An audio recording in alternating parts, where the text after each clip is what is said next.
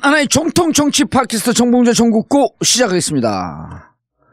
자, 오늘 함께 하실 분은 최강욱 변호사는 휴가를 떠났습니다.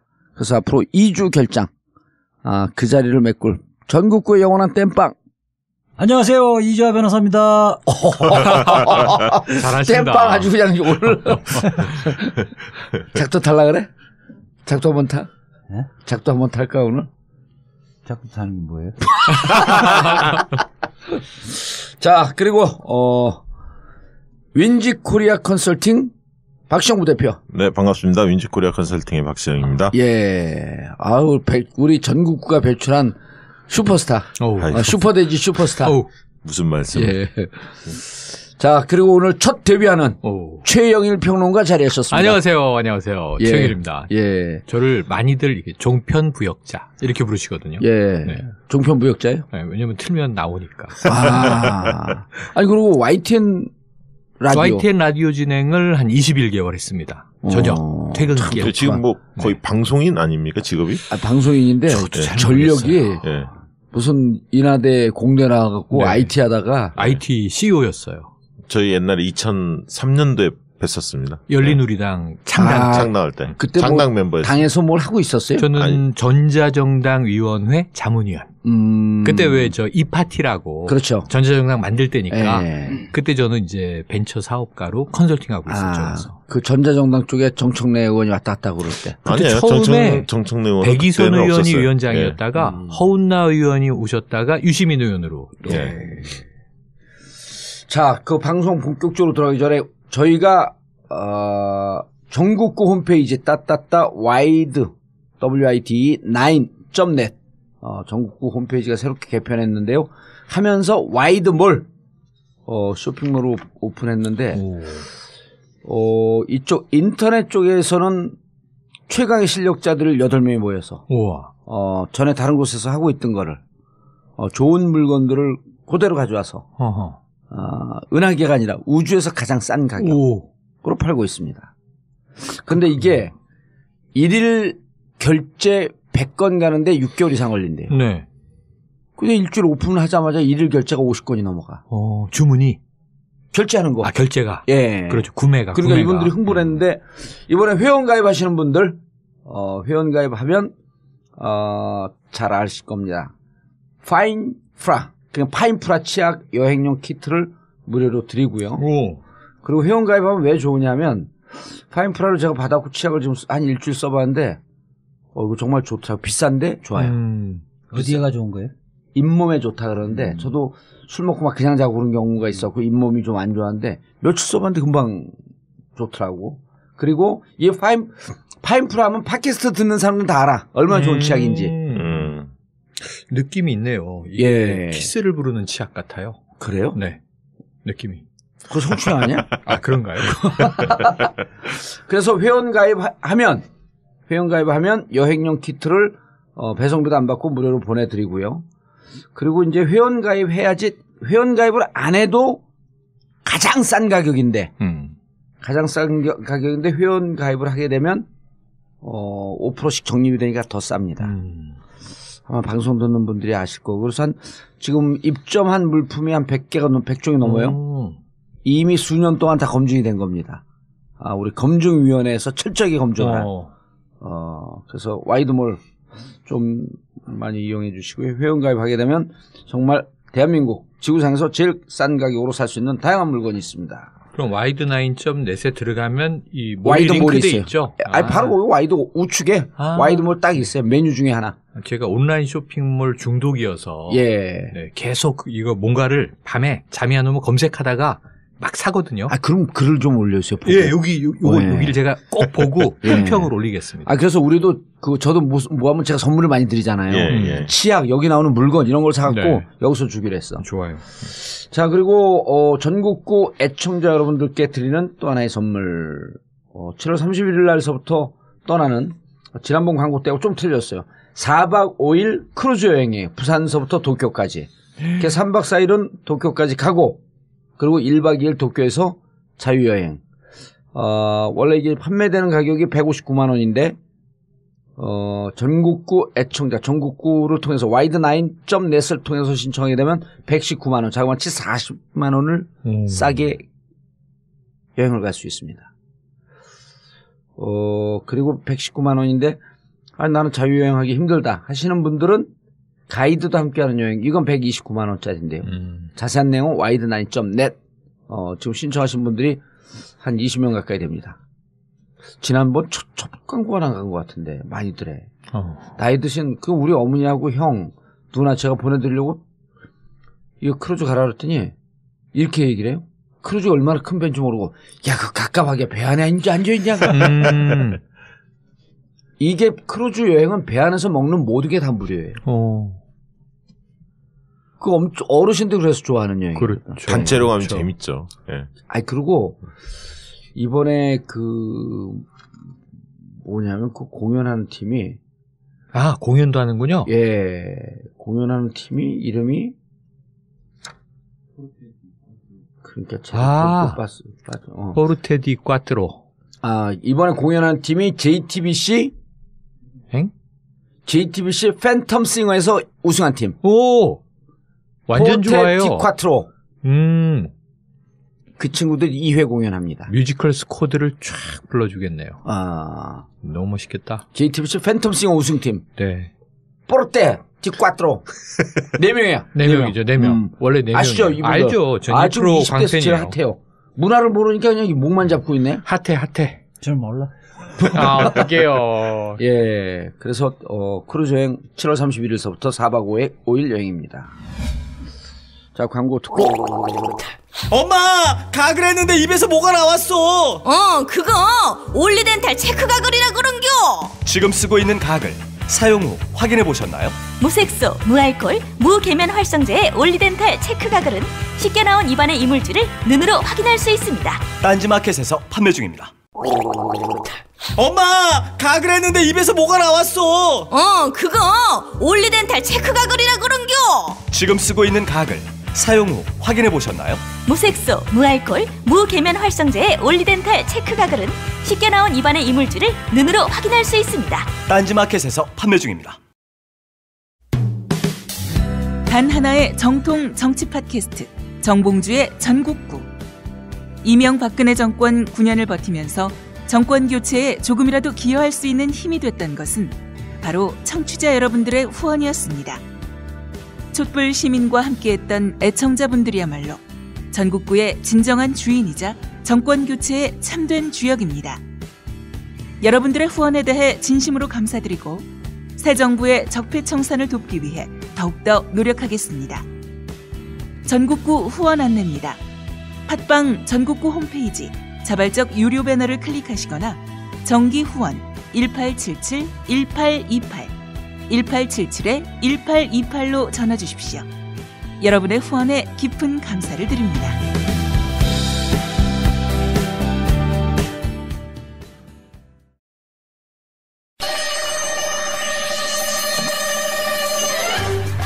전국구 에어컨 사무실, 업소, 빌딩, 관공서, 냉난방이 필요한 그 어디에나 전국구 에어컨.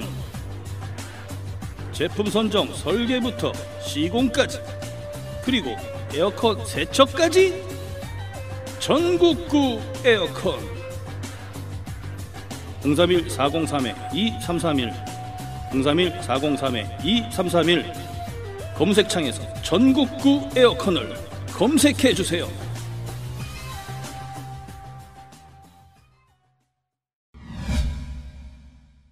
오늘 뭐 가져오셨어요? 박시영 부대표님. 무슨 주제? 우리가 좀 털고 조지고 이런 데 능하잖아. 뭐 갑자기 국민의당 이야기를 하자고. 왜냐면 국민의당 지금 혼선이에요. 네. 자유한국당 아니고요? 그 자유한국당 네. 재미없어요. 감자 캐고 막 그러던데. 네, 그거 신경 쓰지 마. 그냥 계속 먹으라 그래.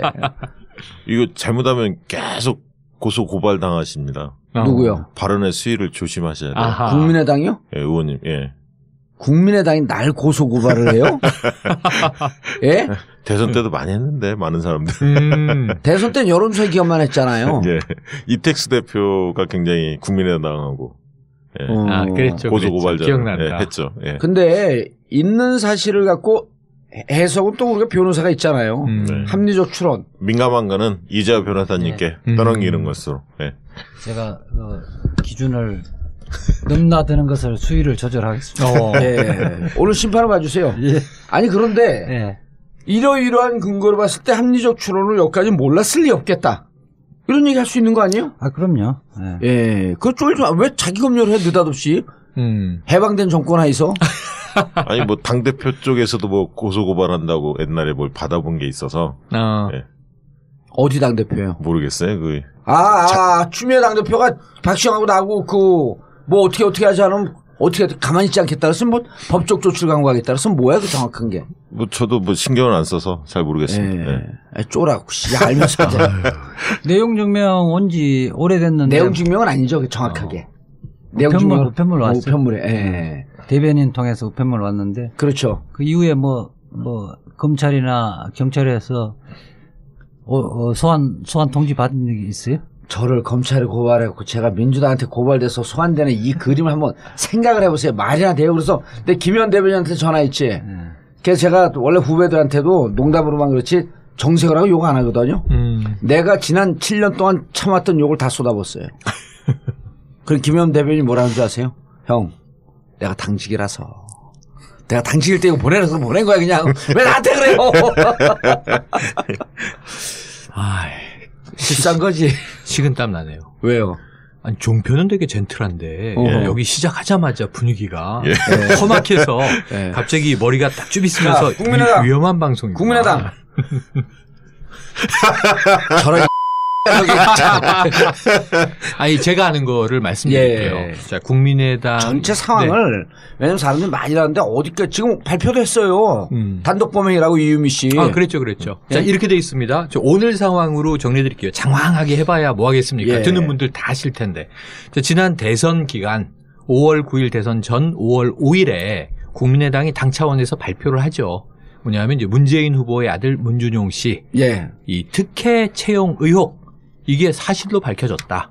이 사실을 잘 아는 제보자가 사실을 다 실토했다. 하면서 이제 공개를 하는 거죠. 그 당시 이제 공명선거 추진단 여기 이제 단장은 이용주 의원이었고요. 이제 수석 부단장 김성호 그리고 부단장 김인원 이분 이제 변호사입니다. 네네 맞습니다. 자 검사 출신 저 변호사셨고 이제 수석 부단장 부단장 맡고 있었는데 그래서 이제 제보를 토대로 해서 자 이런 거예요. 자 문준용 씨가 아빠가 원서 넣으라고 해서 넣고 된 거다. 그러고 이제 그 끝에 또 여러 가지 얘기가 있는데 결국 이제 문준용 씨는 이 돈을 물쓰듯 했고 굉장히 이제 흥청망청 살았다라는 취지의 얘기들이 덧붙여집니다. 그렇죠. 그래서 굉장히 이 친한 사이 같아요. 파슨스 스쿨의 이제 이 동료라고 했어요. 자, 그런데 이제 이 내용이 이제 시간이 흘러 6월 27일에 언론에 처음 공표가 되죠. 그리고 이제 이유미라고 하는 처음엔 일반 당원 한 명이 이 자료를 조작하여 결국은 이제 그 문준용 씨에 대한 제보는 허위로 밝혀졌다. 박주선 비대위원장이 사과를 합니다. 사실은 6월 26일이죠? 6월 26일 사과를 해요. 뭐라고 하냐면 문재인 대통령과 아들 문준용 씨에게 정중히 사과드립니다. 그러면서 또 이 당 차원에서 이게 조직적 공모가 있었다면 당을 해체해야 할 사건이다. 이런 이야기를 하죠. 다음 날 이유미 씨가 긴급 체포된 게 보도가 됩니다. 그러니까 이때 어떤 시차를 두고 대중들이 우리 일반 국민들이 조금 헷갈리냐 하면 국민의당이 처음에 내부에서 이런 사실을 확인하고 적발해서 공개 사과하는구나. 근데 알고 보니까 이유미 씨는 검찰에 참고인으로 불려 들어갔다가 그날 조사받다가 너무 혐의가 명백하니까 긴급 체포가 돼서 피의자 신분이 됐다가 이미 구속된 상황이에요. 이게 우리가 알고 있습니다. 그런데 여기에 대해서 이제 당 차원에서 진상조사단을 꾸리고 진상조사를 시작을 해요. 김관영 의원이 이제 진상조사 단장. 그리고 그게 오늘 지금 밤이니까 오늘 아침에 7월 3일 월요일 아침에 진상조사단이 발표를 했어요. 자, 이유미 씨의 단독 범행으로 확인되었다. 어제 일요일 날 시내 모처에서 50분 동안 안철수 전 대표, 당시에 대선 후보였죠. 이 대면 조사를 마쳤다. 그래서 관계자들 13명 정도 다 조사해 본 결과 이것을 사전에 알고 공모한 사람은 없는 것으로 확인됐다. 다만 여기서 약간 이제 불완전한 지점들을 인정을 했어요. 이유미 씨를 조사 못한 겁니다. 검찰에 들어가 있잖아요. 구속됐으니까. 네. 그래서 이유미 씨는 오히려 구명운동을 하려고 당내 여기저기 검찰에 불려 들어가기 직전까지 노력한 게 흔적이 다 확인됐지만 정작 진상조사단은 조작 당사자는 확인을 못했고 그 나머지 미진한 부분은 이제 검찰 수사에 맡긴다라는 입장이에요. 여기까지가 오늘 정리된 사안. 뭐 문제 없죠? 깔끔하잖아요. 아유 잘하셨습니다. 그럼 이제 사건 끝. 문제가 있어요. 이제 끝났나 그럼 방송? 네. 자 이거 신문에 다 나온 거고 네. 언론 나온 거 이제 그 기사를 못 본 사람들 위해서 정리를 해준 거고. 네. 자 그러면 이제 핵심은 당 지도부 어디까지 알았냐? 그리고 검찰은 당신들이 발표한 것을 곧이곧대로 믿겠냐? 그렇죠. 이게 핵심인 거죠. 어느 선까지 기소될 것인가? 우리밖에 몰라 이거는. 그러니까 우리 알아요? 자 여기 검찰 허위사실 유포, 검찰 개혁 완투펀치에서 허위사실 유포하고 이게 사실은 이 사건에 관련돼 있는 사람들이 나는 미리 알았습니다고 이야기하는 사람 100명 중에 한 명도 없어요. 예. 그리고 뭐 고의 알았느냐? 날 쳐다보지만 나 그걸로 갔다 왔거든. 날 쳐다보지 말고 얘기해. 알았느냐, 몰랐느냐 판단은 당사자의 진술에 의존하지 않습니다. 객관적인 정황 갖고 일반인의 시각에서 알 수 있었다고 판단되지면 고의가 있다고 기소를 하는 거예요. 박시영, 여기 표정 좀 봐. 이 잘난 척하는 표정을 좀 보고. 제가 정면으로 보고 있습니다. 예. 아니, 그러니까 정봉주 의원도 뭐 사실은 나는 100% 진실이라고 확신하고 했고 이런 자료가 많다. 당신도 확신했잖아. 그러고 그때 당시에는 일반인이면 그런 자료를 보면 이명박이 주가 조작을 직접 하지는 않았지만은 지금 김경준하고 공모했다가 충분하게 믿을 수밖에 없었던 거죠. 자, 우리 이재화 검찰개혁 완투펀치 이재화 변호사가 얘기할 때 제가 만주 변호사로 잠깐 껴들면 공직선거법 250조 2항 허위사실 유포는 7년 이하의 징역과 500만 원 이상 3천만 원 이하의 벌금 500만 원 감형되면 250만 원이 최하 벌금이에요. 250만 원이라 하면 무엇이냐 100만 원이 넘게 되면 당선 무효. 그러니까 이것은 허위사실 유포라고 하는 것은 당신은 정치할 자격 없다. 라는 것을 낙인을 찍어버리는 그 범죄예요. 그만큼 중요시하는 거거든요. 왜냐하면 낙선될 목적으로 혹은 당선할 목적으로 낙선시킬 목적이 더 센 거죠. 네네. 자, 그런데 이제 중요한 게 허위사실을 어떻게 판명하냐. 자, 그 말한 사람 분명히 믿었어요. 그래서 무죄가 되는 경우는 판사가 보기에 진실로 믿을 상당한 근거가 있었다.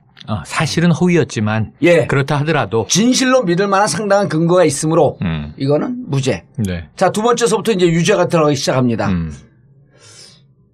진실인지 아닌지 좀 헷갈리긴 했지만 내심의 의사는 거짓인 걸 알았다. 미필적 고의.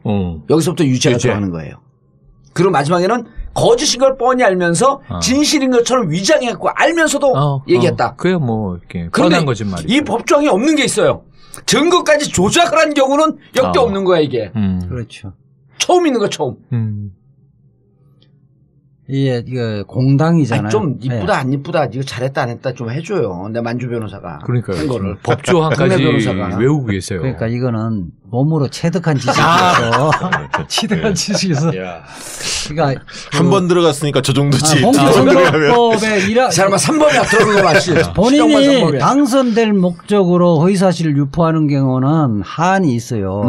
하한이 없죠. 하한이 없으니까 뭐 50만 원, 100만 원 벌금형도 선고할 수 있는데 상대방 후보를 낙선된 목적으로 허위사실을 유포하는 경우에는 지금 내가 얘기한 거죠. 네. 법원 판사가 감경해줘도 250만 원 이하를 감경을 못 해주거든요. 그렇게 확정되지면 벌금형이 확정되지면 당선 무효형이 될 뿐만 아니라 5년 동안 피선거권이 제한되는 거고 징역형으로 확정되지면 정봉주 의원 10년간 피선거권이 제한되고 예, 여기서 피선거권이 제한되는 것은 출마를 못할 뿐만 아니라 투표 자격도 없고 당원의 자격도 없고 선거운동원의 자격도 없는 거예요. 그러니까 정치 활동은 못한다. 예. 10년 동안 이렇게 보면 되겠네요. 그리고 공무담임권도 없어요. 공무담임권도 3년이 제한이 돼. 나 슬퍼. 어쨌든 어마어마한 중형이다. 근데 사면 복권 얘기 안 된대? 뭐 이제 정권 교체가 됐으니까 재수사의 가능성도 있고 재심의 가능성도 열려 있고 사면 복권은 비리 정치인이 아니니까 문재인 정부에 부담이 없이 뭐 하지 않겠어요. 이재화 변호사가 실세 아니에요 이 정권에. 남들은 그러는데 저는 검사장. 근데 이런 경우에 뭐 양심수라고 볼 수 있습니까? 전형적인 양심수죠. 그런가요? 네. 양심수를. 눈을 의심스러운 눈초를 쳐다보면서. 양심수 석방을 위해서. 촛불시위를 해상에. 목소리가 좀 불손했어요. 양심수라고 볼 수 있습니까? 양심수는 통상적으로 우리가 이제 사상범, 사상의 자유와 관련돼 있는 것만 이야기를 하는데, 우리 뭐 표현의 자유. 그러면 표현의 자유가 대표적인 양심수죠. 아니, 7, 80년대 양심수는 그 자유뿐만 아니라 정의를 지키자. 불의에 저항하는 이게 다 양심수였잖아요. 요즘 양심수는 이제 제가 정씨니까 정씨를 지키자. 정씨를 지키자. 자, 그런데 이렇게 나와 있는데 중요한 게 자 이렇게 중요한 범죄예요. 네. 이유미 씨가 단독으로 했대요. 이유미 씨가 단독을 하면 이유미 씨가 그 당대표거나 당대표에 버금가는 장악력이 있어야 되는 거죠. 실권자. 자, 이유미 씨가 단독을 했는데 그 단독을 한 증거와 사실을 당대표들이 다 활용을 해서 대선 막바지까지 활용을 했던 거 아니에요. 포인트 나왔다. 그러면 딱 두 가지죠. 이유미 씨가 실질적인 당대표구나. 당이 아니라 이건 뭐예요? 구멍가게이거나 이 둘 중에 하나 아니에요. 그러니까 그렇게 이야기들을 하더라고요. 당 지도부가 몰랐어도 문제고 알았다면 더 문제다. 몰랐어도 문제인 거죠. 이게 무슨 당이에요. 아니 그래서 오늘 아까 이제 진상조사단 발표를 간단하게 정리해서 말씀드렸는데 거기에 두 가지의 내용을 담고 있어요. 그러니까 이 진상조사의 방향은 두 가지였다. 첫 번째는 조작에 누가 조작했느냐, 누가 가담했느냐. 이유미 단독 범행으로 아까 결론을 내렸다 그랬잖아요. 그러니까 주변 다른 사람들을 다 찾아봤지만 윗선이라고 계속 그동안 며칠 동안 언론에서 얘기했던 이준서 전 최고위원 몰랐다는 거죠. 그러니까 이준서 전 최고위원부터는 몰랐기 때문에 그 위로는 다 몰랐다는 거예요. 이준서 최고위원이 이 제보를 가져다가 공명선거 추진단에 넘기고 그리고 이제 5월 5일에 발표를 하고 그리고 이제 아까 말씀하신 대로 당의 고위직들 이 주요 인사들이 다 이 얘기를 떠들었단 말이에요. 두 번째 방향이 하나 나와 있어요. 두 번째, 검증을 어떻게 했는가. 이 제보가 들어왔으면 검증을 하고 크로스 체크를 해서 이건 팩트다. 우리가 공당으로서 문재인 후보를 공격해도 법적 문제가 없다. 판단을 했을 거 아니에요. 이 안에 율사들이 한두 명이 아니지 않습니까?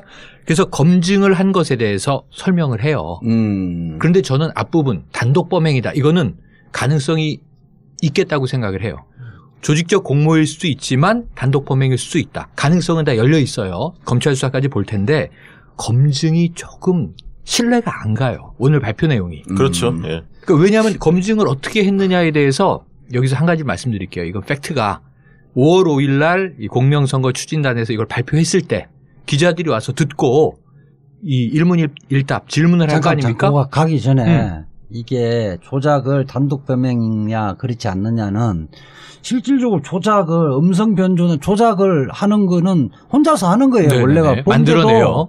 역할 분담 속에서 또는 역할 분담 속에서 그것을 했느냐의 문제지. 처음에 이야기할 거 아니에요. 무슨 스쿨이지? 파슨스 스쿨.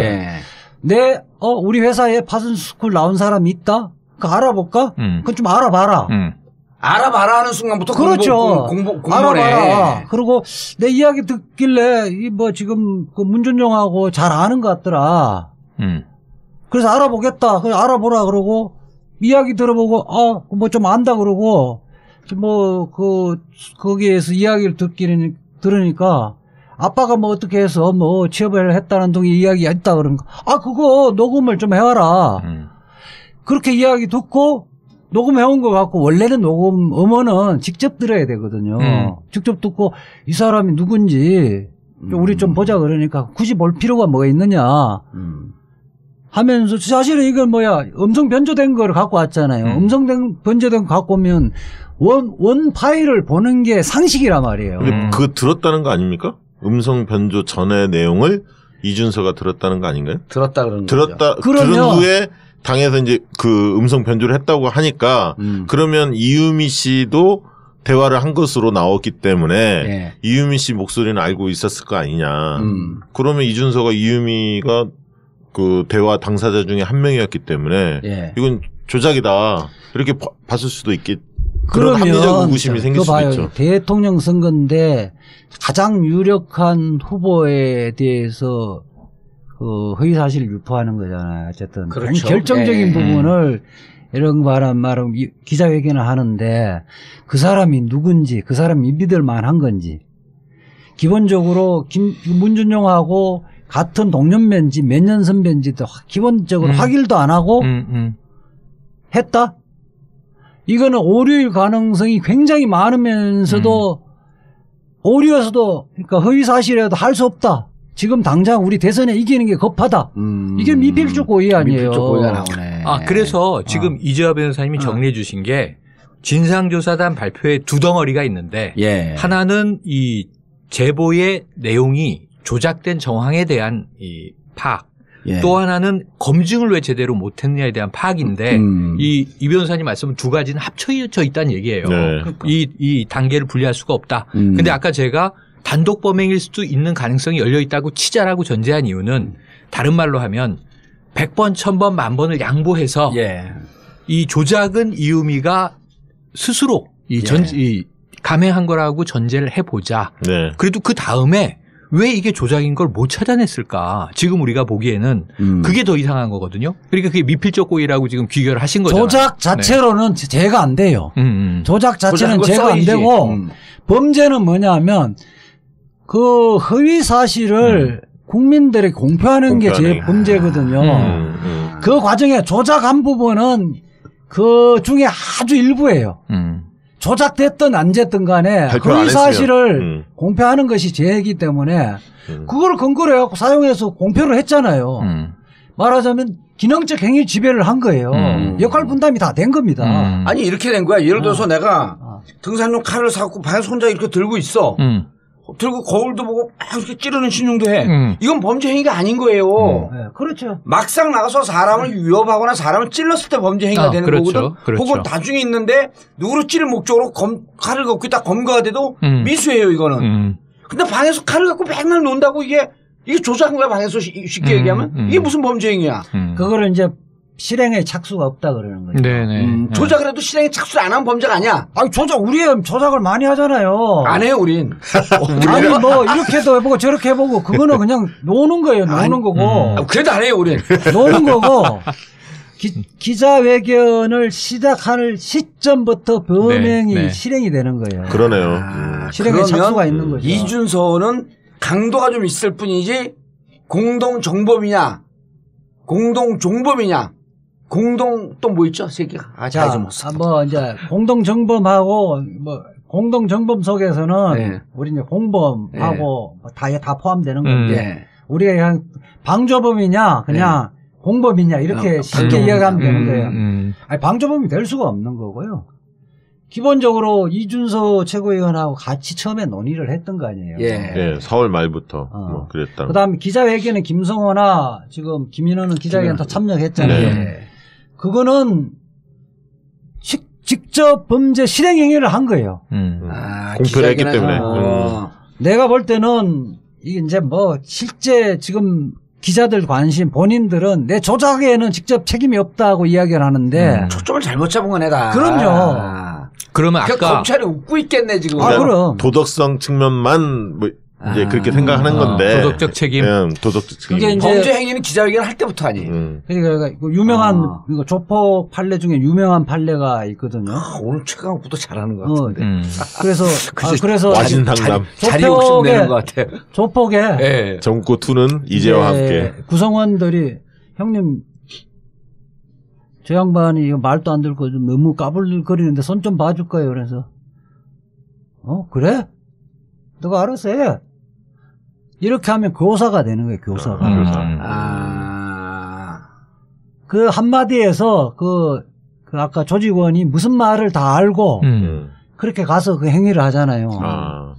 구체적으로 걔 내 말 안 듣는데 너 칼을 갖고 가서 걔 손 좀 봐주라. 이렇게 안 해도 그래?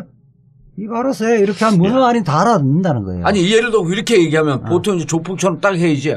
형님 가서 한번 좀 손 좀 봐주겠습니다. 그러면은 재화야 믿을 놈은 너밖에 없다 자식. 그렇죠. 그렇게 이야기하는 거예요. 이렇게 얘기한다고. 그러면 박지원 대표나 당시에 아직 거기까지 안 그러니까 상임 선대위원장이나 네. 이용주 의원 같은 경우에 이거를 발표한다는 사실을 당연히 보고했을 거고 알았을 거 아닙니까? 그럼요. 그러면 이제 그 책임도 다 있다는 거잖아요. 그러니까 거기까지 살금살금 이제 들어가는 시기. 의사 결정에 기자회견의 의사 결정에 참여한 사람들은 다 기소를 면치 못해요. 근데 이제 그 위에 의사 그렇게 눈빛이 좀 흔들리는데 불안한 것 같아요. 아니야. 자, 지금 훅 전선이 넓어졌어요. 기본적으로 이것이 믿을 만한지 그렇지 않는지를 확인할 의무가 다 있는 거예요. 확인할 의무를 다하지 않고 그래 알았어 그냥 기자회견 하지 뭐 이렇게 하면 기자회견 한 대로 의사의 합치가 다 있는 거예요. 그래서 기자회견을 했단 말이에요. 검증하지 않은 것도 책임이 커지네 이게. 아니 왜냐하면 그것이 사실이라고 믿을 만한 상당한 이유가 있는지 없는지를 판단하는 거거든요. 이 고의는 허위사실에 대한 인식 일반인의 시각에서 이것을 진실한 사실이라고 믿을 만한가 그렇지 않는가인데 상당한 이유가 있냐 이거죠. 공당의 제3당에서 제3당 유력 후보가 가장 대통령 선거에 당선될 가능성이 있는 후보자의 가족에 대한 비리를 폭로를 하는데 이거를 객관적으로 예컨대 이것이 판결문이라든지 그다음에 관공서의 기록이라든지 이런 것들이 아니라 일반인 중에 확인도 안 된 사람이 말에 근거를 하려면 그 사람이 우리 사회에서 공적으로 인정된 사람인지 그것까지 확인한 이후에 기자회견을 해야 되는 거거든요. 그렇게 안 하면요, 우리 기준이 없어요. 그 시골에 있는 사람들이 이제 막걸리 먹고 맨날 헛소리 하는 사람인데 문재인이 옛날에 사람을 죽였다. 그런 녹음을 해갖고 그거를 갖고 기자회견 해봐요. 이거하고 똑같은 거예요. 이야, 진짜 오늘 완전 작두 탔네. 그렇게 해버리면 말은 표현의 자유, 선거의 자유라고 하면서 실질적으로 모든 흑색 선전이 합법화되어지는 거예요. 면죄돼 버리는 거죠. 이재하 변호사님, 이게 중요한 대목인데 뭘 하고 넘어가야죠? 광고.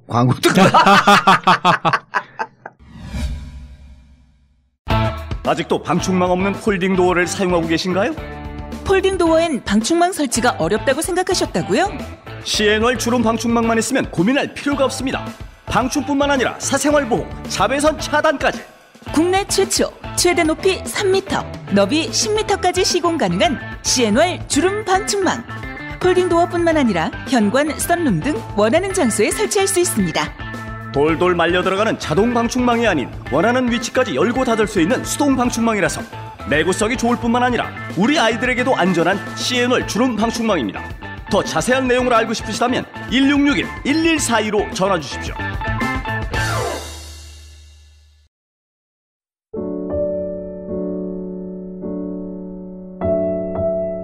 정권 교체 이후 세월호에 대한 관심이 무척 높아졌습니다. 진상규명, 안전사회의 건설을 위한 발걸음이 한결 가볍고 빨라졌습니다. 세월호 가족들의 기대가 점차 높아지고 있고 우리 사회도 이제 세월호 희생자들에 대한 부채를 갚아야겠습니다. 지금까지 가족들의 손을 잡아준 분들 고맙습니다. 여러분의 도움으로 함께 살아왔습니다. 마지막까지 세월호 가족들의 손을 잡아주세요. 인터넷 검색창에 세월호 가족지킴이를 검색하세요. 여러분 한 분 한 분의 고마운 관심과 후원을 기다리고 있습니다. 세월호 가족지킴이.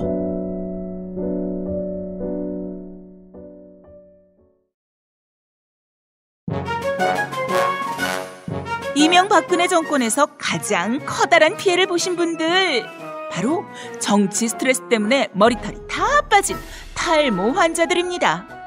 이제 정권 교체도 됐고 외모가 복지라는 청와대 꽃미남 비서진들처럼 나도 머리털도 다시 나고 외모도 가꿔보자.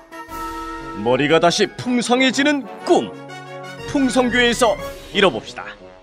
다음 카페에서 풍성교를 검색해 주시기 바랍니다. 이제 한번 믿어보자. 나도 머리털 날 수 있다.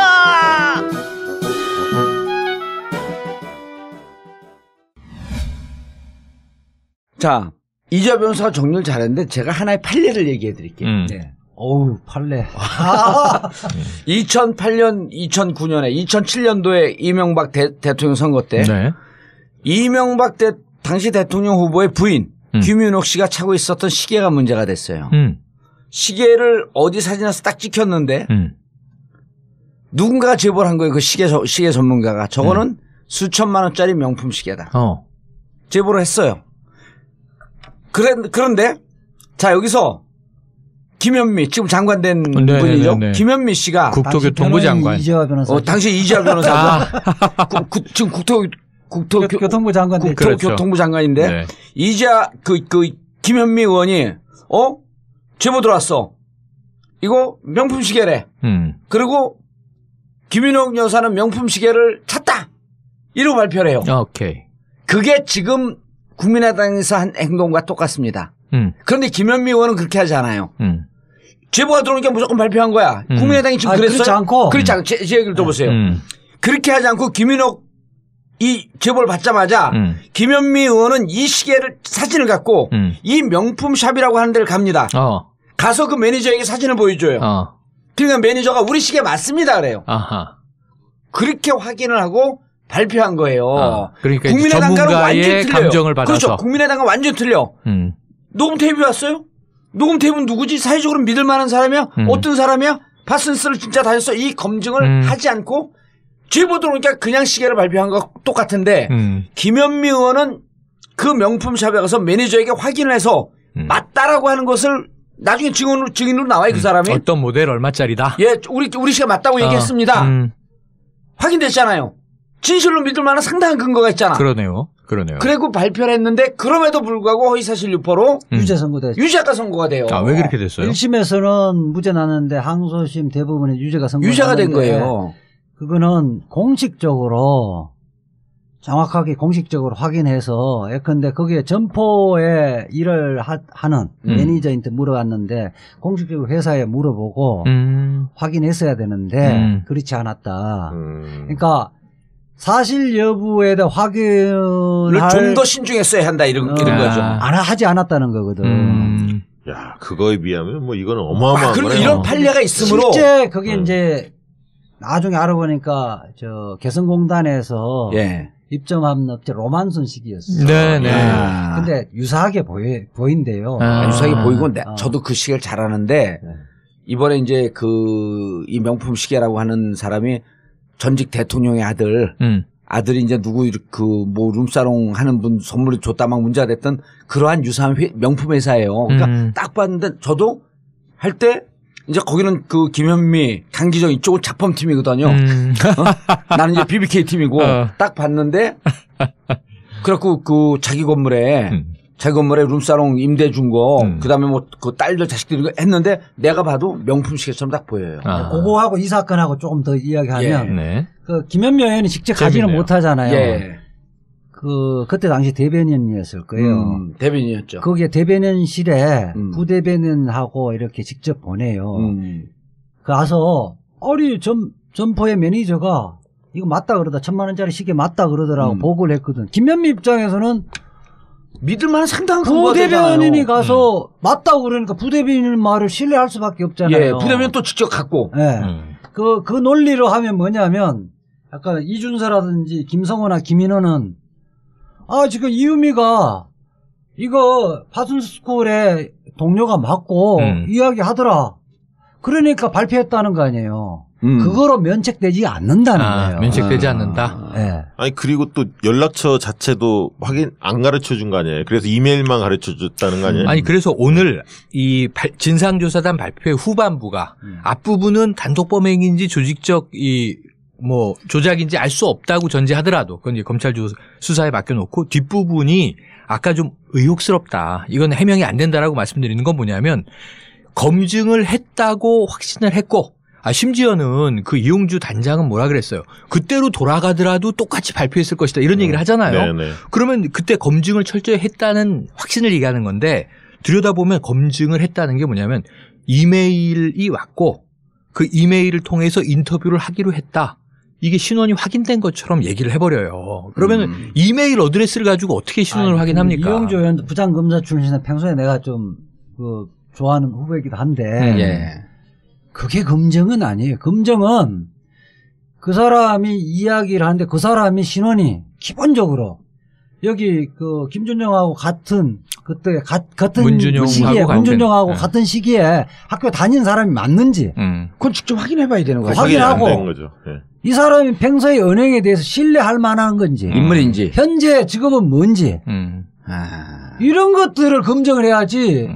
지금 검증했다는 이야기는 이유미 이야기만 들었다는 거 아니야? 아니 그리고 이메일이 온 게 아니라 처음 발표할 때는 이메일을 보냈더니 열어본 것만 확인이 되더라. 그렇지. 답변이 온 게 아니었다. 그래서 그러면 만약에 아니었으면 뭐 다른 얘기를 했을 텐데 회신을 했을 텐데 그게 없었기 때문에 뭐 사실과 맞을 거라고 자기들은 판단했다. 이런 식으로 얘기를 이미적이죠. 이미적 변호사의 얘기를 정리를 하면 자, 범죄는 조작은 범죄가 아니에요. 네. 범죄 실행이 아니야.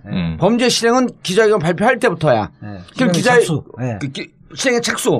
그럼 기자회견을 하겠다라고 해서 기자회견을 하세요. 하고 있는 사실을 알고 있는 이 사람들은 다 혐의를 피할 수가 없는 거예요? 다 공범이죠. 어머머, 큰일 났다, 이거. 다 공범인데 내가 공범의 정도가 좀 틀릴 뿐이지, 강도가. 그렇지. 말하자면 그 역할 분담에서 누가 주도했느냐 에서 양형의 차이가만 있을 뿐이지. 이용조 의원 부장검사 출신이잖아요. 예. 피의자가 그렇게 변명하면 코판기도 안 깨요, 본인이. 예. 검사 자, 이것을 내가 알기 쉽게 얘기해 줄게요. 요즘은 이제 많이 없어졌는데 지금도 있지만 은어를 회사라고 쓰는 범죄 조직이 있어요. 회사. 뭔지 아세요? 소매치기. 소매치기 회사라 그래요. 왜냐? 소매치기는 절대 혼자 못 합니다. 한 팀이 움직여요. 기본적으로 5명 정도의 팀이 움직이는데 기계. 이거 직접 따는 거요? 따는 거. 그다음 바람잡이. 정신 빼놓고. 정신 빼놓고 망보고. 그다음 탁 잔다 물건 뺀 다음 해갖고 빼돌리는 거. 해갖고 5명이 한 팀이 움직이거든요. 자, 그러면 지금 이쪽 주장은 국민의당 주장은 기계만 우리는 바람 했는데 하는지 모르고 기계가 있기 때문에 기계만 딴 거는 이유미 씨예요. 이유미 씨예요. 기계 그 지갑을 훔친 게 실행한 건 이유미만 단독 범행이라는 거예요. 근데 그 나머지 분들이 기자회견을 하라 뭐 그 확인했냐라고 하면서 물으면서도 정확하게 확인하지 않은 것은 공범의 관계고 기자회견 실행의 착수. 나 오늘 좋은 거 배웠어. 아니 그래서 제가 궁금했던 게 이제 이재화 변호사님이 워낙 전문가시니까 계속 지금 방송에서 매일 다루는 이슈예요. 그러니까 여러 가지 이제 이 일반 국민적 눈높이에서 궁금해하는데 이런 거죠. 명확한 팩트 중에 하나가 기자회견을 5월 5일 할 때 기자들이 물어봐요. 당연히 물어보는 게 기자가 제보자의 신원이 확실한 것이냐 이걸 물어볼 거 아닙니까? 그런데 이 제보자에게 직접 확인해 보신 거예요? 통화하셨습니까? 이 질문이 들어가요. 통화했습니다. 그 기자가 뭐냐면 그 기자의 질문이 일반인들의 법감정이에요. 그거를 확인하지 않고 했다는 것은 본인도 진실에 대한 확신이 없이 발표했다는 거거든요. 그러니까 통화를 안 한 거잖아요. 통화를 안 한 거야. 통화를 할 수가 없지. 가상의 인물인데. 근데 했다 그래. 했다고 거짓말한 거 아니에요? 그거는 기자회견 장면에 그대로 찍혀서 나와요. 이 복수의 사람으로부터 체크를. 복수의 사람도 얘기를 했어요. 그야말로, 근데 복수의 사람이란 건 뭐냐면. 이준서와 이유미. 같은 파슨스 스쿨에 있는 사람의. 그렇죠. 그 얘기. 예. 두 사람으로부터. 해야 되는데, 이거 복수의 사람은 이게 공모했던 사람 두 사람인데 확인을 했다는 거 아니에요. 복수의 사람이라고 하면 이 제보를 준 사람들. 그렇죠. 그리고 이 제보를 알고 있는 사람들이 서로 각기 다른 경험을 갖고 있는데 문준용을 아는 두 사람. 이렇게 확인이 되는 거죠. 그건 맞네요. 왜냐하면 이 증거가 조작되는 데는 복수의 휴대폰이 동원이 돼서 세대 휴대폰으로 만들었거든요. 오늘 그 데뷔하자마자 깔고 싶어요. 그다음에 또 하나. 저는 김관영 의원을 단장으로 한 거 진상조사단. 국민의당은 결정적인 패착이에요. 그런 것 같아요. 이거는 지금 뭐냐면 바깥에 있는 사람은 나는 아니야, 나는 변명하는 사람인데 변명만 들어준 거거든요. 이거 조사를 안 하는 것보다 못한 거예요. 자, 그러면 지금 보면 이유미가 구속돼 있으면 모든 조사는 이유미에서 출발을 해야 돼요. 그렇죠. 이유미는 자기가 덤태기가 서기 슬기있기 때문에 진실을 말할 가능성이 상당히 높아요. 바깥에 있는 사람들은 어쨌든 간에 자기가 이 사건에서 이유미한테 다 몰아야 돼. 꼬리자르기를 빠져나가려 하는 사람인데 이게 핵심을 출발하지 않고 바깥에 있는 사람만 이야기만 들었어요. 그러면 김관영 의원도 지금 변호사 출신인데 김현장 변호사 출신이에요. 변호사도. 변호사 출신인데 이렇게 가면 그렇게 진상조사가 지금은 의미 없고 진상조사 불가선언을 해야 돼요. 원래 이렇게 똑똑했었나 이재하 변호사가? 나 오늘 깜짝 놀랐는데 계속. 그렇기 때문에 이것도 오늘 또 안철수 의원을 김관영 의원이 이제 대면 조사했다는 거예요? 대면 조사를 하려고 그랬는데 언론에 새서 검사 출신 고대 후배인데 검사 출신 이용주 말고 그걸 대신 호텔에 보냈다는 거 아니에요? 시내 모처에서 호텔에서 보내서 동안. 이야기 들은 게 안철수 변명만 듣고 발표해버린 거 아니에요. 안철수는 몰랐다. 이야기를 하는데 안철수 의원을 나는 한 번 더 바보로 만든 꼴이라고 보거든요. 그리고 오늘 발표된 걸 보면 원래 이제 박지원 상임 선대위원장과 이준서 최고위원이 원래 5월 1일 날 문자 보냈다. 바이버를 사용해서 자료를 보냈다라고 했는데 그거를 박지원 비서가 휴대폰을 갖고 있기 때문에 박지원 대표는 몰랐다. 이렇게 얘기를 했는데 통화했던 사실을 추가로 오늘 밝혔잖아요. 맞아요. 그러면 이제 박지원 선대위원장이 인지를 했을 가능성이 지금 높은 거죠. 그러니까 하나씩 뭔가 좀 지도부가 알았을 가능성이 지금 확인되고 있거든요. 사실. 저건 어떻게 봐야 돼요? 처음에 5월 1일 날 보냈는데 이런 거에 두 개 핸드폰인데 팩트는 이거죠. 두 개 핸드폰인데 하나는 비서관이 갖고 있었고 비서관이 갖고 있는 거로 문자가 들어왔다. 문자가 들어왔는데 문자가 이제 여러 차례 왔어요. 그런데 중요하고 급한 일이면 최고위원이 박지원 대표에게 직접 전화했겠지, 하겠지 하고 연락 안 했다는 거예요. 비서가. 이게 말이 안 되는 거예요. 이거는 내 정치 경험으로 보게 되면요, 그 비서는 잘려야 돼요. 만약 이랬었으면. 그러니까 박지원 대표가 문준영의 의혹에 대해서 그 전에 발언을 안 했다면, 관심이 없었다면, 관심이 없거나 발언을 안 했다면 그럴 수도 있는데, 왜냐하면 비서관이 우리 의원님은 그게 관심이 없는 줄 알고 보고를 안 해요. 근데 그 전이나 그 이후에는 끝까지 이걸 물고 늘어졌잖아요. 그렇죠. 핵심적인 이슈였죠. 자격이 없다고 그러고. 그 관심을, 초미의 관심을 갖고 있는데 비서관이 보고를 안 한다? 비서관은 그렇죠. 의원님 말처럼 당장 자기가 사표 낼 각오를 하고 직무를 유기를 했었어야 되는 거예요. 비서관들이 그 정도 감각은 있는 거예요. 아니, 그리고 웃긴 게 이준서 최고가 이게 밝혀지니까 추가 통화했다는 사실이 밝혀지니까 잠시 통화했다.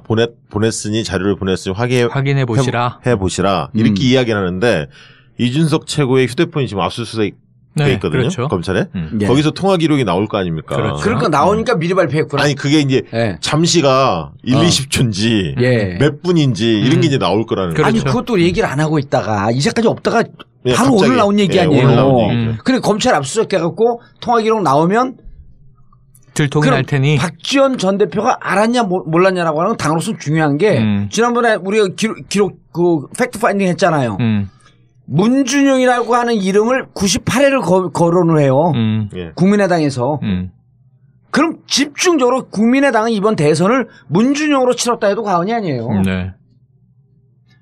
그렇기 때문에 그런데 박지원 대표한테 보냈는데 비서관이 확인을 안 해줬다?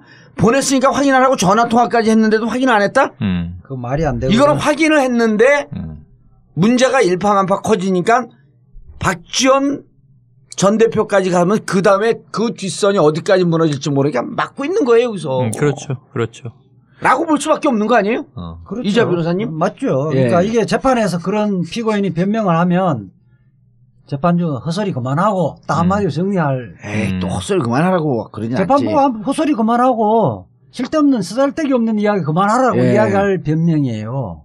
본건과 무관한 발언을 하지 마세요. 본건과 아주 유관합니다. 그러니까 이거 뭐냐면 박지원 대표가 뿐만 아니라 국민의당이 문준영인 그 아들 문준영이 결정적인 증거를 찾았다고 하면서 이야기를 하잖아요.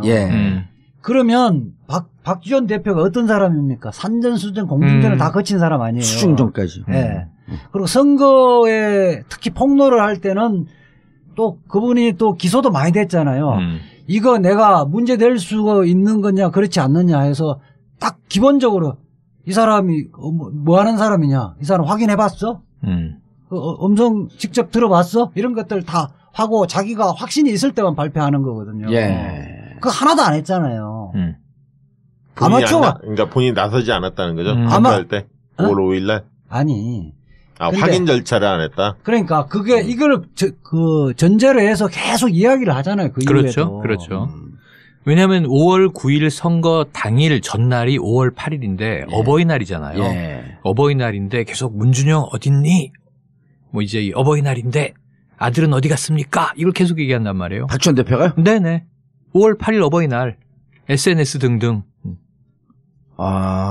그게 선거 전날까지도 이게 이 공식적으로는 국민의당에서 29번을 이 자료를 활용을 해요. 5월 5일 발표부터 5월 8일 자정까지가 선거운동이니까. 그 사이에 29번을 활용을 해요? 네네. 이 문건을? 당 차원에서. 그런데 그 사이에 이 문건을 직접 거론하진 않았으나 박지원 당시에 전 대표의 컨트롤 타워 아닙니까 선거에. 지속적인 타격 포인트는 문준용이었어요. 그리고 이제 마침 선거 전날이 어버이날인데 얼마나 좋아요. 어버이날 다 후보들이 가족과 함께 나오고 어찌 보면 보세요. 당시에 그 유승민 후보는 유담하고 같이 다니고 그러잖아요. 그런데 왜 문재인 후보의 아들은 어디 갔느냐 이걸 계속 외친단 말이에요. 그럼 5월 5일 날 기자회견을 하고 자, 그 전에 이러이러한 내용이 있었는데 5월 5일 날 기자회견을 해요. 그럼 적어도 내가 보기에는 5월 5일 날 기자회견을 하고 이게 확인이 조금 안 된 거 아닌가? 대화 내용 왔단 말이에요. 그리고 대화 내용을 바이버로 확인하지 않았다라고 하는 건 이 시점 내용, 이건 검찰 조사하면 이것은 거의 거짓으로 드러날 가능성이 높고. 자, 확인을 했는데, 그럼 정말 당신은 이것을 진실로 믿었냐? 진실로 믿지 않았다고 한다면, 문제가 있다고 한다면 5월 6일서부터 5월 8일까지 어떻게 이것을 29회 혹은 직접 문준영 아들을 거명하면서 이러이러한 선거운동을 무슨 근거로 했지? 이 얘기에 대한 설명이 답을 할 수가 없는 거예요. 그것도 좀 이상한 게 5월 6일 날 그 다음 날 문준용 씨 친구들이 실제로 나서요. 맞아요. 문상호. 문상호 씨가 사실 아니다. 사실 아니다 그러면서 이렇게 얘기해 아주 구체적으로 파슨스에 같이 다녔던 학생은 3명이고 A 씨는 미국에 있고 2년 이상 같이 있었던 사람으로 추정이 되는데 그렇게 보면 나다 나. 문상호. 남자가 3명인데 문상호라는 사람이 그래 있음이 메일을 보내와서 누구냐? 나 그런 얘기 한 적 없다. 지금 말씀하신 그 대목이 저는 이 모든 사건을 통틀어서 가장 의구스러운 대목이에요. 왜냐하면 국민의당 입장에서는 돌이킬 수 있는 마지막 기회가 그때예요. 그렇죠. 왜냐하면 문준용의 친구가 나서서 동기는 손가락에 꼽는데 누군데 다 아니다. 그럼 그는 누구냐 그랬을 때 국민의당이 뭐라고 얘기를 하냐면 우리가 언제 동기라 그랬어? 동창이라 그랬지. 이렇게 얘기를 해요.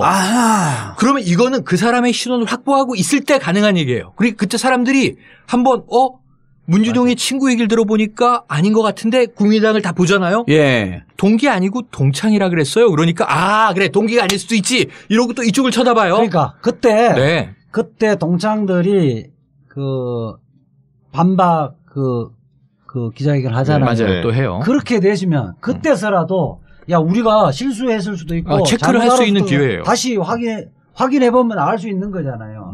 그걸 안 했다는 이야기는. 그러면서 그 이후였던 문상호 씨 말고 동창들이 또 나와요? 이제 그 뒤에는 이제 건국대 동문들도 뭐 발표하고 막 이렇게 이어지죠. 당신도 건국대 나왔잖아. 네. 정청래도 나오고. 당신들은 왜 입을 다물고 있었어? 몰라. 박지원 이야기를 좀 더 하면 박지원 대표가 지금 현재 대표도 아닌데 바로 그 6월 27일 무렵에 27일, 28일 무렵에 하면서 특검을 하자 그래요. 박지원 대표로서는 정말 어색한 그렇죠. 정치적 공세를 편 거예요. 특검 이야기를 이게 당에서도 깨져버렸잖아요. 뭐 취업 비리하고 이거 묶어서 특검하자 이야기를 했다는 것 자체가 자기가 숨길 게 있다는 거예요. 그러니까 박주선 비대위원장이 그랬잖아요. 지금 특검 얘기할 때냐. 그러니까 그 이야기를 현재 뭐 국민의당 내부에도 씨알이 안 묵힐 이야기를 했는데 자기 보호 본능이 발동한 거죠. 그러니까 적어도 5월 6일 날 그 친구들이 나서면서 5월 7일부터는 국민의당 지도부는 이상을 최소한 그 전에 알지 못했다 하더라도 5월 7일부터는 이거 이상하다. 감지했을 거라고 봅니다. 사실. 근데 그것을 선거 때까지 끌고 나간 거죠. 우리가 박시영 부대표 우리가 정치판에서 피말리는 전쟁 한두 번 치러봐요. 그때는 진짜 원래 있던 우리의 말초신경이 2개쯤 있었다고 한다면 이 선거 때는 말초신경이 200개 돼요.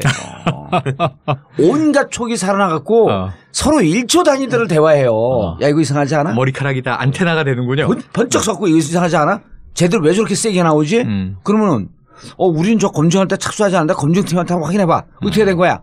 서로가 온갖 것이 네트워킹 되면서 이 제보한 사람 누구야? 제보한 사람 1차 조청한 사람 누구야?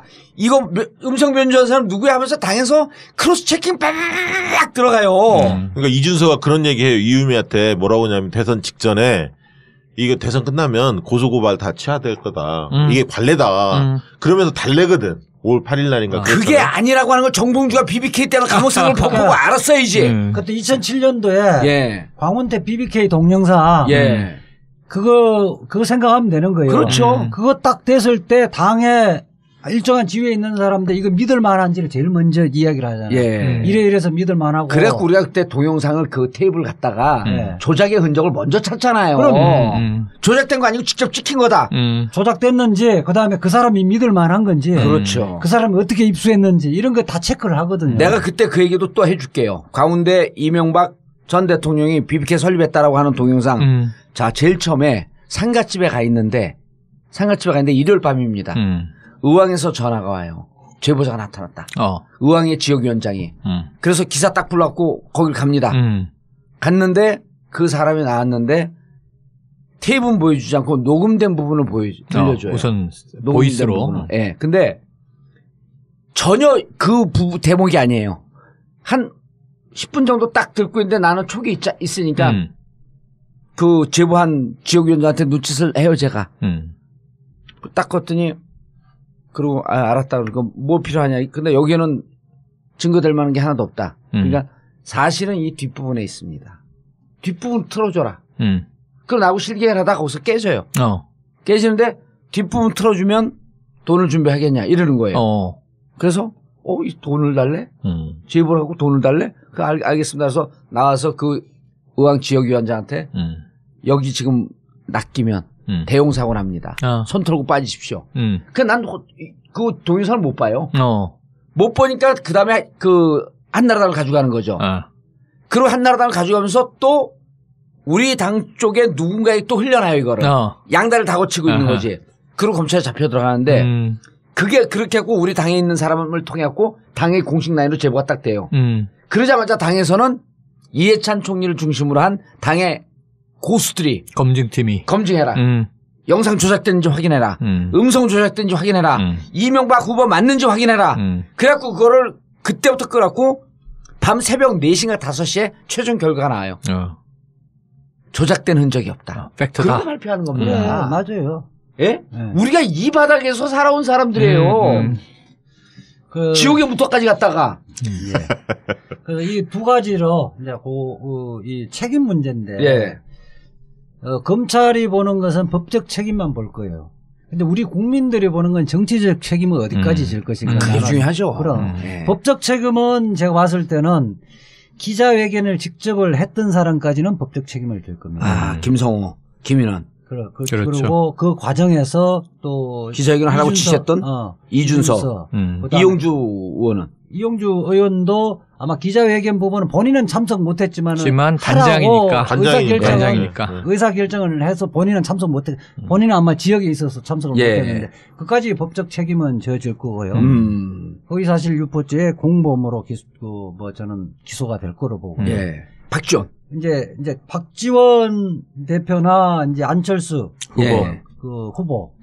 후보는 기자회견을 직접 실행을 한 것은 아니고 그 이후에 그것을 기초로 해서 다른 그걸 한 건데 그거는 조금 간접적이라고 봐요. 공동선대위원장으로서 이것이 의심이 됨에도 불구하고 방조하고 있었던 것은 이제 그게 이제 단장이 기자회견 부분은 정기로 결정을 할 수 있으니까 그다음에 그 부분을 그 기초로 해서 그 이후에 선거운동을 했던 것은 정치적 책임이라고 봐요. 결국 오로지 국민의당과 안철수 후보의 이익을 위해서 다 했던 것이고 안철수나 박지원 대표도 그 부분에서 다시 제대로 사후에라도 확인을 하고 만약에 이것이 사실이 아니면 선거 전에라도 사과를 하고 바로 잡았어요. 내용을 바로 잡았어야죠.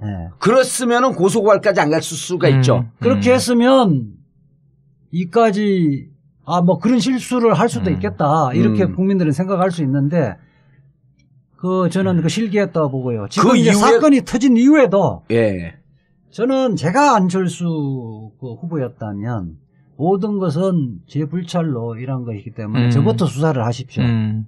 저는 이 부분에 대해서 법적 책임뿐만 아니라 정치적 책임까지 다 지겠습니다. 모든 것이 저에서 출발했고 제가 그것을 자기를 당선시키려고 했던 거 아니에요. 그런데 지금 나와서 해야 되는데 지금도 호텔에 숨어서 조사받고 그러잖아요. 저는 이것은 기본적으로 국민에 대한 지도자의 자격이 없다고 봐요. 박시영 대표, 그 국민의당의 운명이 어떻게 되는 거예요? 왜 이런 사태가 벌어지는 거예요? 국민의당의 속성을. 일단 당내 문화나 시스템이 굉장히 폐쇄적이고 안철수 사당화가 돼 있죠, 사실. 왜냐하면, 실질적으로 이제 보고라인이나 당의 선대위 조직은, 나름대로 굴러가는데, 실질적으로 안철수 사람들 비선 라인이 존재하는 것 같고요. 그런 부분에서 별도로 보고 체계도 좀 있는 것 같고 계속 호남 의원들하고 안철수 직계들하고 겉돌았다는 거 아닙니까? 그거를 박지원 상임 겉돌았습니다. 이렇게 좀 단정적으로 얘기해. 겉도는 거 아닙니까? 이렇게 치사하게 얘기하지 말고 좀. 그러면 이제 박지원 씨가 이제 조율을 한 것으로 이렇게 알려져 있는데 어쨌든 그런 폐쇄적인 당문화. 이게 가장 고질적인 병폐라고 보여져요. 자, 당이 해체되는 과정까지. 그러니까 많은 정치적 전문가들, 일단 정치인들이 국민의당 끝났다. 이미 이미 벨 쳤다가 뭐지? 벨 쳤다? 별 쳤다? 종 쳤다? 종 쳤다. 종 쳤다? 벨 쳤다라 그러니까. 이미 종 쳤다라고 보는 분들이 많은데 어떻게 보세요? 예측을 해보세요. 잠깐 고 가기 전에. 고 가기 전에. 꼼꼼하신데 오늘? 왜 국민의당이 이제 오합지졸, 요합지졸들로 이제 구성됐다 그랬다. 국민의당이 제일 친한 사람 있잖아, 문병호.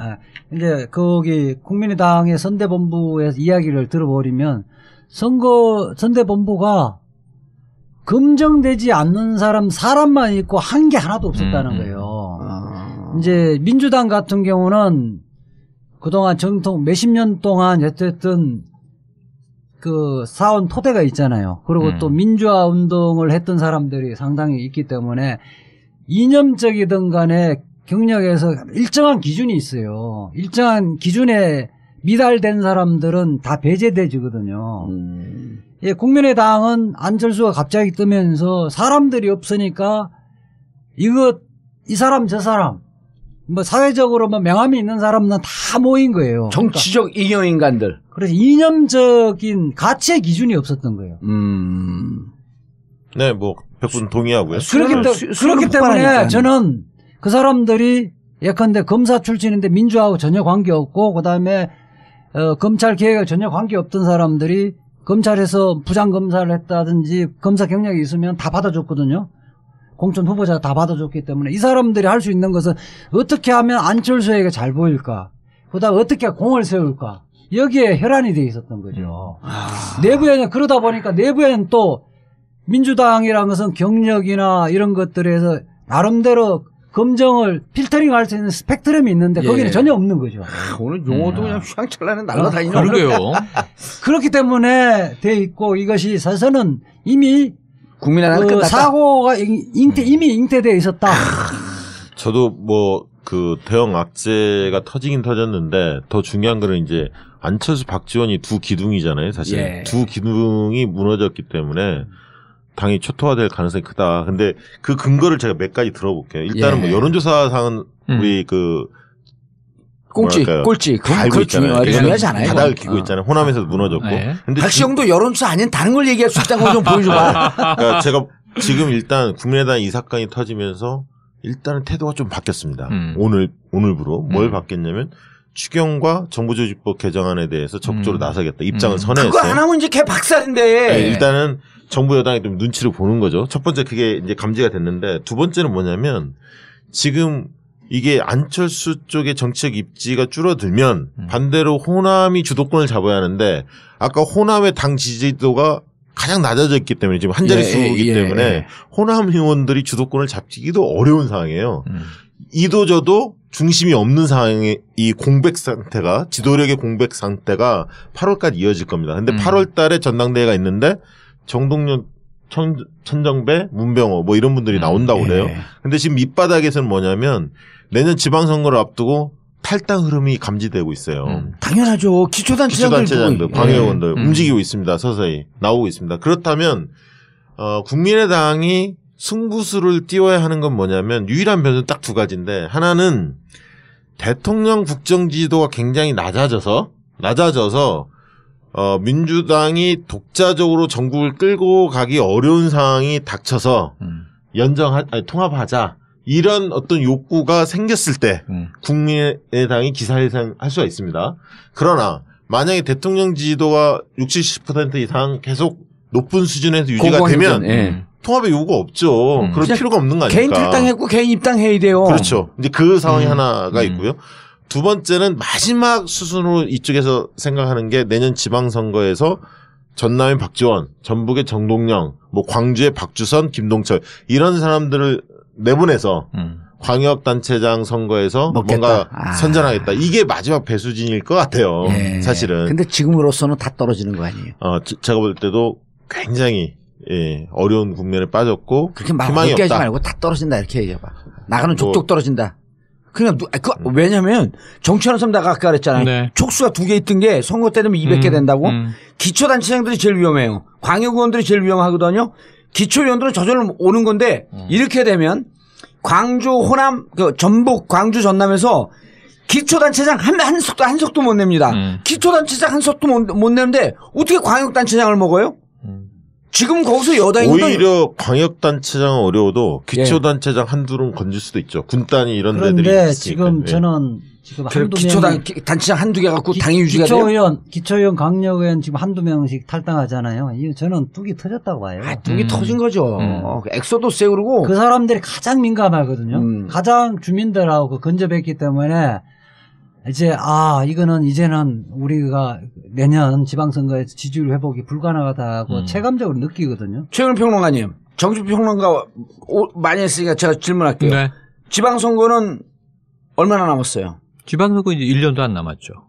그렇게 대답하면 안 돼요. 네. 정치평론가들은. 지방선거는 이미 스타트됐습니다. 스타트됐다. 그럼요. 자. 그러니까 지금 지방선거를 준비하는 사람들은요. 내일 모레가 내일이야. 네.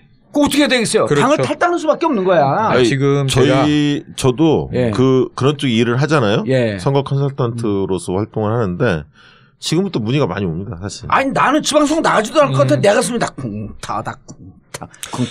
아니 지금 이재화 변호사님 정리를 듣고 예. 말미에 제가 국민의당에 좀 한 3가지만 질문을 드리고 싶어요. 그분들도 뭐 답변을 하셔야 되는 거잖아요. 지금 의혹이 여기서 다 정리가 됐잖아요. 우리가 다 답변할게요. 다 할 수 있어요. 그래서 저는 첫 번째 예. 왜 이준서와 이유미를 이토록 신뢰했나? 예. 아니 당신들이 말하는 대로 예. 조작을 몰랐다면 이 허술한 증거를 당 차원에서 첫째. 공개하는 예. 데까지 가는데 이유미와 이준서를 굉장히 신뢰하지 않았으면 이거는 터뜨릴 수 없는 거잖아요. 안철수 아니, 사람들의 자, 이거 첫째. 한꺼번에 다 얘기할게요. 1.